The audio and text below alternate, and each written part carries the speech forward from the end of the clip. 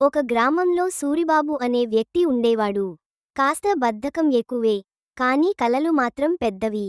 రోజూ తన ఇంటి ఎదురు పెద్ద చెట్టు కింద కూర్చొని, ఒకరోజు నేను మేకలు కొట్లేటోడివి కాదు, మేకల మీద చక్రవర్తిని అవుతా అని ఊహించుకునేవాడు. అతని దగ్గర 2 మేకలు మాత్రమే ఉండేవి, బుజ్జి, లక్కీ. అవే అతని ఆశల ప్రపంచం. ఉదయం అవి మెమే అంటూ ఏడుస్తే సూరిబాబుకు రాజబాధ్యతలు మొదలైనట్లే. ఒకరోజు ఊరిలో పండుగ. అందరూ పందేలు, పోటీలు చేస్తున్నారు. సూరిబాబు కూడా తన మేకలతో బ్యూటీ కాంటెస్ట్ పెడతానంటాడు. ఊరివాళ్లు ఆశ్చర్యపోతారు. బుజ్జికి కంచె కప్పి, పువ్వులు తలపైన పెట్టి, చీర కట్టాడు.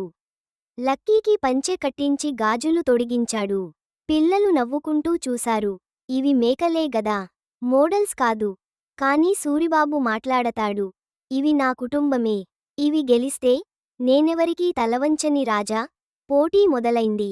వేదికపై మేకలు అడుగడుగునా జారుతున్నా, ప్రేక్షకులు మాత్రం ఆనందంగా చప్పట్లు కొడుతున్నారు. చివరికి జడ్జ్లు నవ్వుకుంటూ ఒక ప్రశంస పత్రం ఇచ్చారు. ఇవిగో, గ్రామంలో ఫన్నీయెస్ట్ మేకలు. సూరిబాబుకు బహుమతి తీసుకురావడం కంటే ఊరిలో హాస్యం పంచిన ఆనందం ఎక్కువైంది.